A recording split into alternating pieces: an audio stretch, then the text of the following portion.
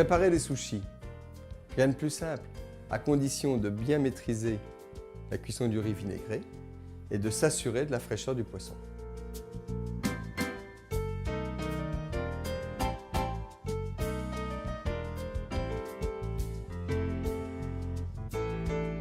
Commençons par réaliser le riz à sushi. Prenez un riz japonais, court et rond, qui devient collant à la cuisson. Lavez le riz à sushi dans plusieurs bains jusqu'à ce que l'eau devienne complètement claire. Égouttez. Versez le riz dans le cuiseur à riz et ajoutez pour 100 g de riz 100 g d'eau. Mettez en marche. Quand le cuiseur s'éteint, laissez reposer 10 minutes. Si vous n'avez pas de cuiseur, vous pouvez cuire le riz dans une casserole à fond épais avec un couvercle.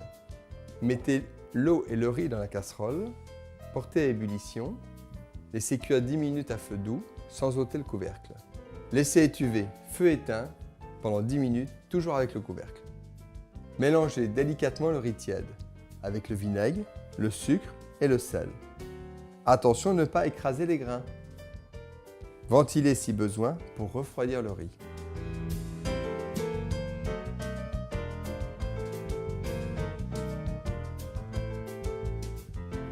Couvrez avec un torchon humide pour éviter que le riz sèche. Le riz est prêt, nous allons préparer le saumon. Choisissez un filet bien épais. Assurez-vous qu'il ne reste pas d'arête. Puis retirez la peau, coupez un coin, maintenez fermement, puis enlevez la peau avec un couteau.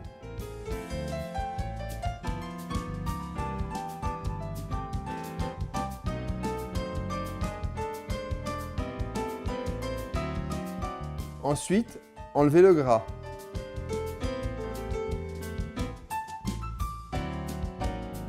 Coupez le filet en deux dans la longueur, puis détaillez des tranches de 5 mm d'épaisseur.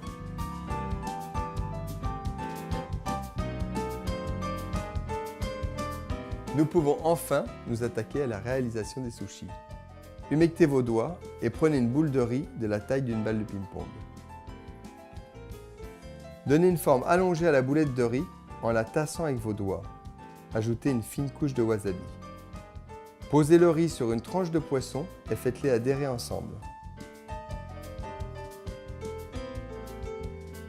Retournez le sushi et tassez-le à nouveau avec vos doigts en le pressant sur les côtés et sur le dessus pour qu'il soit parfaitement formé.